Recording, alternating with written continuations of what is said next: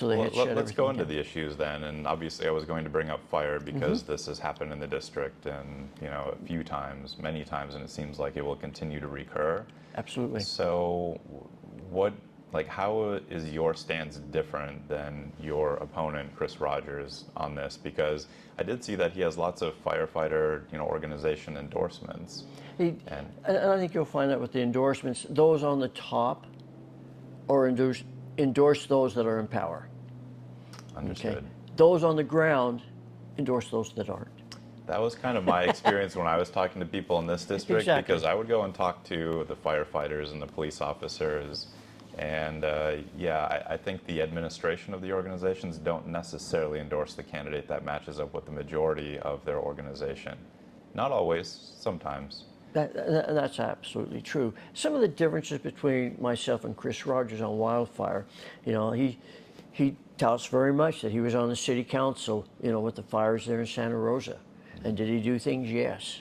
Okay. With the fires in Paradise, I was part of a team. I'm not taking credit for all the things that we did on the school board, where we did things with it. Did we have some issues? Yeah.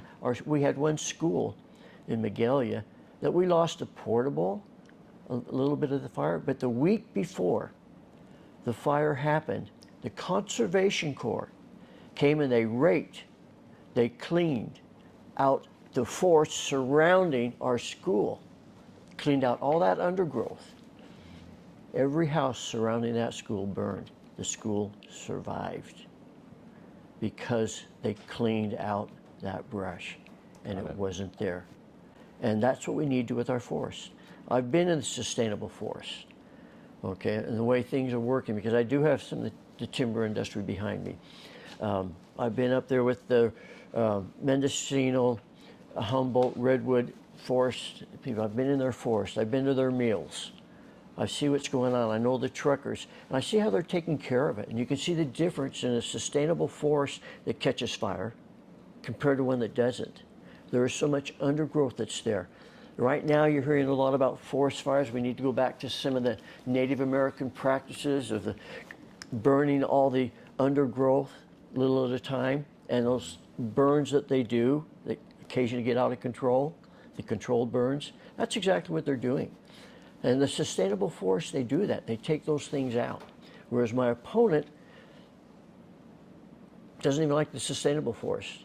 He's supported by the Sierra Club, a lot of the environmental stuff, so they really don't want people in there taking down trees with it. I have a completely different, perspective on forests, how we can do it, how we can sustain it. Okay, we need to start funding our local volunteer fire departments a lot more in these smaller communities. They're the first responders out there to do it, to try to get it when it's a small one.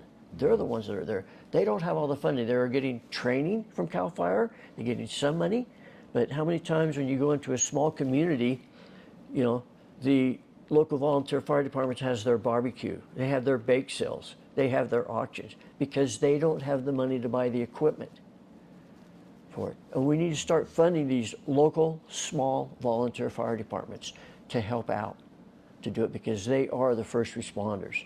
The people, the firefighters in Hayfork, the ones in Weaverville, the ones, whether it's in Trinity County, whether it's in Humboldt County, whether it's the ones in Garberville that just went out and put out some fires in Garberville.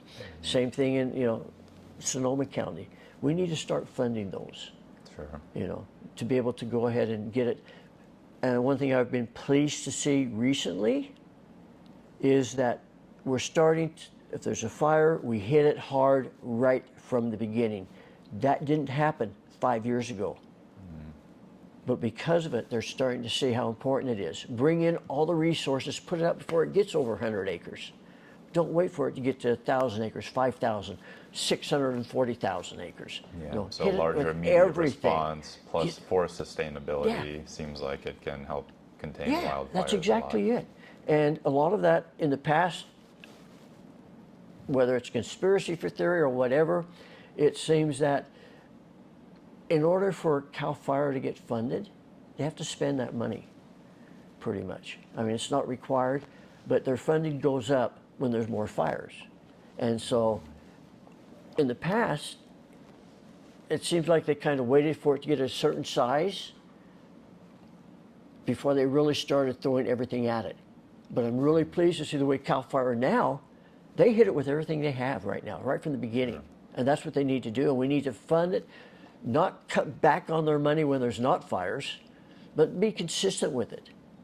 And where does that money come from? It comes from taking away, being accountable where the money's going, because we don't know where our money is going. Sure. With it. So that's what firefighting, that's the type of thing we need to do. We need to take care of our forest.